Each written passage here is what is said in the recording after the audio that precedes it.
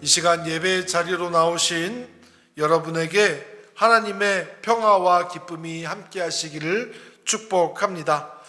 여러분의 배려와 기도로 열흘간의 미국 일정을 잘 마치고 돌아왔습니다.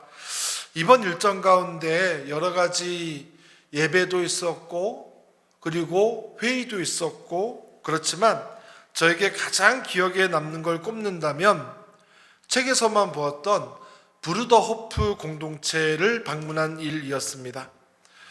브루더호프 공동체는 1920년 독일에서 설립되어서요 106년 동안 지속되어 왔는데요, 전 세계에서 2,000명이 넘게, 또 제가 방문한 미국의 공동체는 350여 명이 공동체 생활을 하고 있습니다. 먹고 쓰는 것의 대부분을 자급자족을 원칙으로 해서 어떤 사람들은 농사를 짓고, 어떤 사람은 소와 양을 키우고, 어떤 사람은 물건을 만듭니다. 또 세계적으로 유명했던 엔지니어가 이 공동체에 들어와서 과학에 관한 일들을 하기도 합니다. 개별 소유는 일절 인정하지 않아요. 가장 인상적이었던 것은 그것은 아이들을 위한 공동체라는 것입니다. 모든 것을 아이들 눈높이에 맞춥니다. 핸드폰은 가질 수도 없고 사용할 수도 없습니다. 어려서부터 농사와 집 짓는 법을 배웁니다. 그 밖에도 자전거 고치는 법, 도자기 만드는 법, 목공하는 법, 심지어는 쇠를 녹여서 주물하는 법, 또 수영하는 법, 낚시하는 법 배우는 게 수업의 내용이었어요. 건물들을 하나하나씩 설명하는데 많은 건물들이 어른들하고 어린아이들이 같이 만든 거라는 설명을 듣고 깜짝 놀랐습니다. 한국 부모들은 당장 이런 생각이 들 거예요. 아니, 그 아이들은 대학 진학을 하긴 합니까? 그 안에 있는 11년제 학교는 미국 정규 과정으로 인정이 되어서요 다른 아이들과 똑같이 대학 진학을 할 수 있습니다. 그리고 세상 기준으로 볼 때 훨씬 더 상위권의 대학에 진학하는 아이들이 많다는 거예요. 그들은 문제 해결의 기초, 원인을 잘 알고 스스로 해결해 본 경험이 많기 때문입니다. 제가 한 생각은 만약 핵전쟁이 일어나서 지구 종말의 때가 오면 살아남을 아이들은 이 아이들이다라는 생각이 들었어요. 왜냐하면 스스로 농사 지을 줄 알고 집 짓고 생존하는 법을 다 배웠기 때문입니다.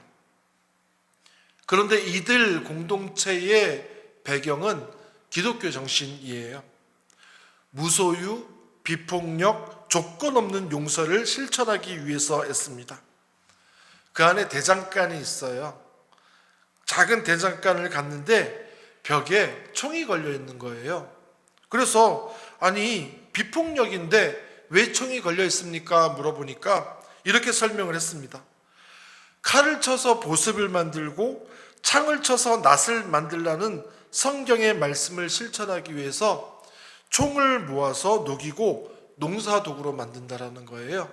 제가 깜짝 놀랐습니다. 매일 점심 식사는 모든 공동체원들이 함께 모여서 하는데 밥 먹기 전에 노래를 부르고 기도를 하고 생일 맞은 사람을 축하해 줍니다. 제가 저희 일행을 안내해 준 분께 한번 물어봤어요. 다행히 한국 분이어서 한국말로 물어봤습니다. 뭐라고 물어봤을까요? 여기에는 갈등이 없나요? 그랬더니 그분이 왜 없겠어요? 사람 사는 곳에서는 다 갈등이 있고 싸우죠. 이렇게 말하는 겁니다. 그러면은 그때는 어떻게 해결해요? 라고 물으니까 다음과 같이 대답했습니다. 저희는 갈등 다루는 법을 어릴 때부터 배웁니다. 원칙은 사랑 안에서 솔직해지기입니다. 같이 살다 보면 오해도 생기고 갈등도 생기지만 서로 사랑한다라는 것을 전제로 솔직하게 말하는 것을 훈련합니다. 그러다 보면 대부분은 해결됩니다. 이렇게 설명하는 것을 들으면서 우리 가정, 교회, 사회에 꼭 필요한 내용이라는 생각이 들었어요. 사랑 안에서 솔직해지기. 그런데 감사하게도 몇 년 전에 강원도 영월에 브루더호프 한국 공동체가 생겼습니다.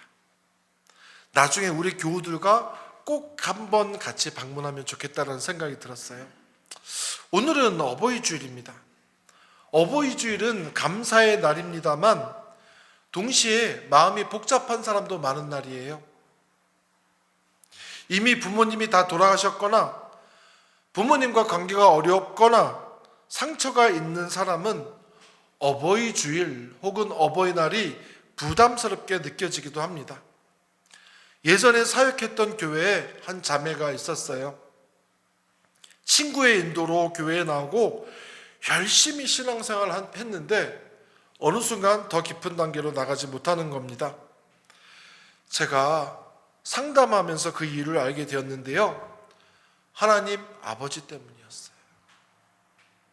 그 자매는 어렸을 때부터 아버지로부터 신체적인 폭력, 정서적 학대를 당해 왔습니다. 그 고통을 해결하기 위해서 교회에 왔는데 하나님을 아버지라고 부르는 거예요. 아버지라는 단어를 듣는 순간 온몸이 굳어지고 사고가 경직된다라는 겁니다. 아버지, 그 단어가 그 자매를 더 깊은 신앙의 단계로 갈 수 없도록 꽉 막고 있는 거예요. 제가 할 수 있는 것은 하나님 아버지 대신 그냥 하나님이라고 부르는 것뿐이었습니다. 가족관계 참 어렵고 복잡합니다. 특히 자녀 부모 간에는 더 그래요. 친밀하다라고 생각하기 때문에 한 번 어긋나면 상처도 더 크게 받습니다. 맞죠? 대부분 다 동의하실 거예요. 세상 사람들은 우스갯소리로 지금의 부모 자녀 관계는 전생에서 자녀 부모 관계였을 거라고 그렇게 얘기합니다. 그렇다면 가장 가까우면서도 멀 수 있는 부모 자녀, 자녀 부모 관계에 대해서 성경은 어떻게 말하고 있을까요? 오늘 읽은 말씀은 10계명 중에 5계명입니다. 내 부모를 공경하라. 10계명 중에서 5번째 계명이 내 부모를 공경하라예요. 다 아시겠지만 10계명의 1계명부터 4계명은 누구와 누구 사이의 계명입니까? 다 아시잖아요. 하나님과 사람 사이에 지켜야 할 약속을 말합니다. 5계명부터 10계명까지는 사람과 사람 사이의 관계 계명이에요. 그래서 1에서 4계명까지를 한마디로 정리하면 하나님을 사랑하라이고 5계명부터 10계명까지를 한 문장으로 정리하면 내 이웃을 내 몸과 같이 사랑하라 라고 하는 겁니다. 그러나 엄밀하게 말하면 6에서 10계명이 이웃사랑이고 5계명은 다리 역할을 합니다. 즉 부모 공경은 하나님과 하나님 사랑과 이웃 사랑을 연결하는 핵심 계명이라는 거예요. 하나님 사랑을 이웃 사랑으로 확장하려면 먼저 내 부모를 공경하는 것에서부터 시작해야 한다는 겁니다. 바꿔서 말하면 너의 부모를 사랑하지 못하면서 이웃을 사랑한다는 것은 어불성설이라는 거예요. 그런데 이것이 참 쉽지가 않아요. 그렇죠? 제 눈을 피하는 분들이 많은데 그런 분들이 많을 거예요.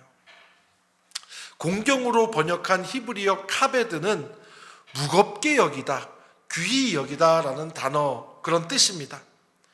단순히 공경하다는 말을 잘 듣는 게 아니라 부모의 존재 자체를 무게 있게 대하는 거예요. 이것은 세 가지를 포함합니다. 첫 번째는 말로 그렇게 하는 거예요. 존중하는 언어, 감사의 표현을 해야 한다는 것입니다. 사실 부모님에게 존경합니다, 감사합니다 쉽게 말하지 못해요. 특히 남성들은 더 그렇습니다. 그러다가 돌아가시고 나면 가슴을 치고 후회하는 경우가 많습니다. 제가 제일 잘 못하는 건데 가장 쉬운 것은 전화하는 일입니다. 부모님은 자식에게 전화 한 통화를 세상에서 가장 귀한 선물로 여기는 분들입니다. 둘째는 행동으로 하는 거예요. 자주 찾아뵙고 규칙적으로 시간을 갖는 일입니다. 여기 가족이 있어서 제가 더 찔리는데요. 저에게 하는 설교입니다. 여러분의 부모님은 여러분이 장성할 때까지 매일같이 보살피셨어요.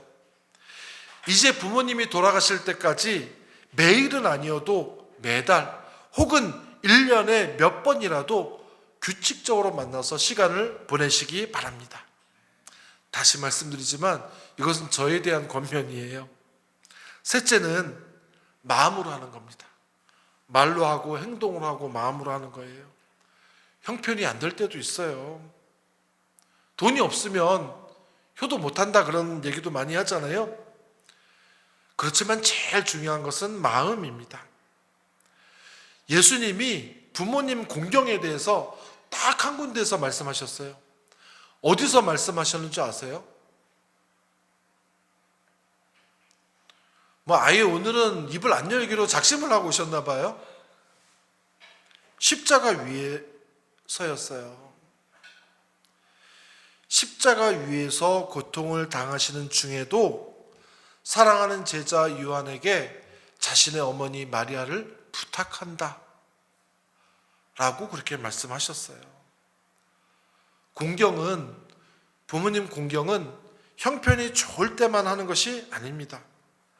마음으로 하는 게 제일 중요해요. 그러면 부모님은 만족합니다. 어린 시절 부모로부터 상처받거나 여러 이유로 부모님을 사랑하지 못해 괴로운 분들을 많이 봤습니다. 그런 분들에게 해방의 복음을 선포하고 싶습니다. 성경 어디에도 내 부모를 사랑하라 라는 말씀은 없습니다. 부모를 사랑하라 라는 말씀은 없어요. 그러니까 힘들어하지 마시고 괴로워하지 마시기 바랍니다. 오늘 말씀에서도 내 부모를 사랑하라가 아닌 내 부모를 공경하라 라고 되어 있습니다. 사랑은 못해도 공경은 할 수 있어요.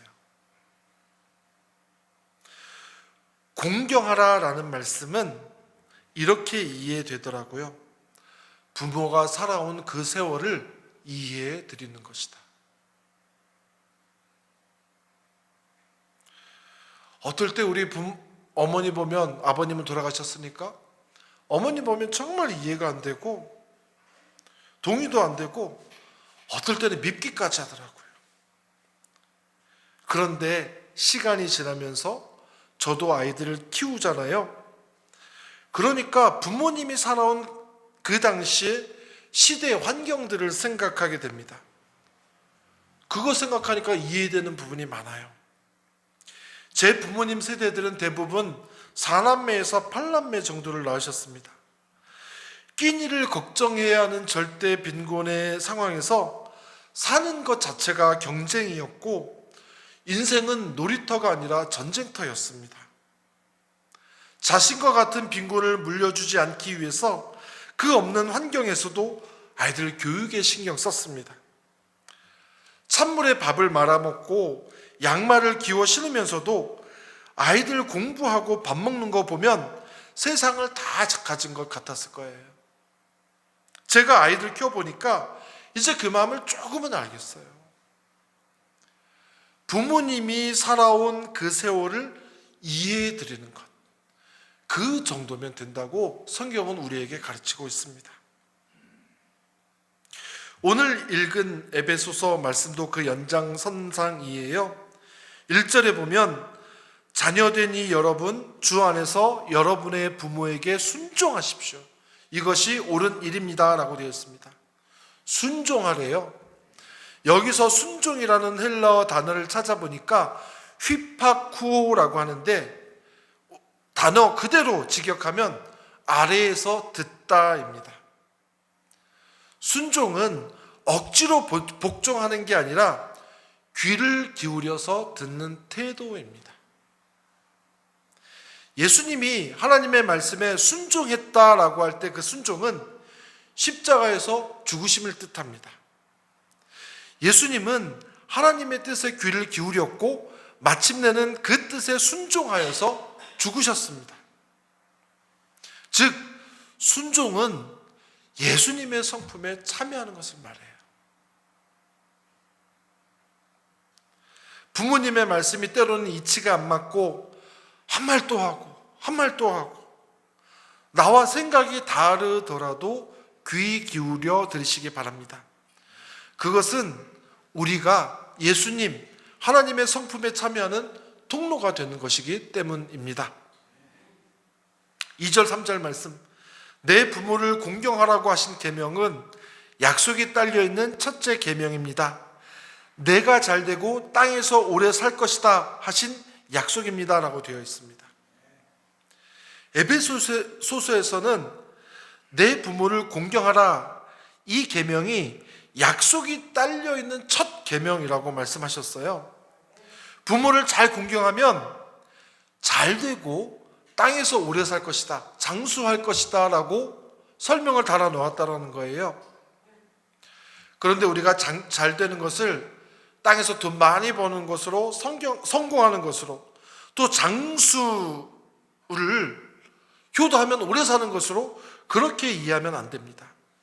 성경에서 잘 된다라고 하는 것은 단순히 성공하거나 부자 된다라는 의미가 아니라 하나님의 질서 안에서 삶이 온전해지는 것을 의미해요. 무슨 말이냐? 부족한 가운데서도 자족할 줄 알고 풍요한 가운데 자신의 부를 다른 사람과 나눌 줄 알게 된다라고 하는 겁니다. 내가 가진 모든 것을 하나님과의 관계의 연장선상에서 생각하는 것, 이것을 온전한 삶이라고 성경은 우리에게 말하고 있어요. 그러면 왜 이 계명에만 복이 붙었을까?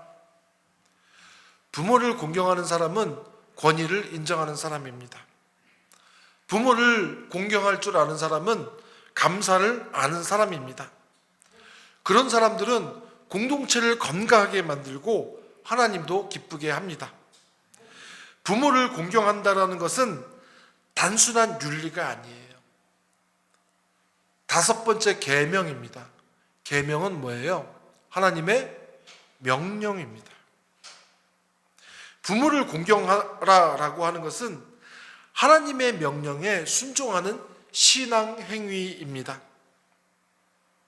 공경은 부모가 받을 만하기 때문에 하는 것이 아니라 내가 하나님을 믿기 때문에 하는 거예요.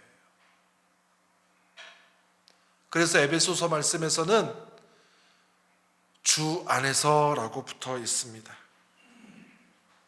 그 시작은 오늘 아주 작은 것 하나, 전화 한 통, 메시지 하나, 마음의 용서 한 조각입니다. 우리는 완벽한 부모를 가진 적은 없지만 완전한 아버지 하나님을 알고 있습니다. 그래서 우리 공경의 근거가 될 수 있습니다. 대만의 신학자 송천성은 어머니를 하나님의 공동 창조자라고 칭했습니다. 하나님의 공동 창조자. 그것은 무한한 사랑의 측면에서 하나님과 부모가 닮았다라는 것을 의미합니다. 어렸을 적 제 어머니는 정말 그랬어요. 생선을 먹을 때 꼭 머리와 눈알과 내장을 드셨습니다. 이 맛있는 걸 왜 안 먹냐? 지금 생각해보면 진짜 맛있어 하실 것도 같고, 그런데 어머니도 왜 흰 생선살을 좋아하지 않으셨겠어요? 어머니도 짜장면을 좋아하셨겠죠? 지금 생각해 보니 이렇게 정리할 수 있을 것 같습니다. 사랑은 좋은 것을 남겨두는 마음. 어머니가 생선 머리, 꼬리, 내장을 드시면서 나머지 남겨두셨잖아요. 사랑은 좋은 것을 남겨두는 마음 아닐까.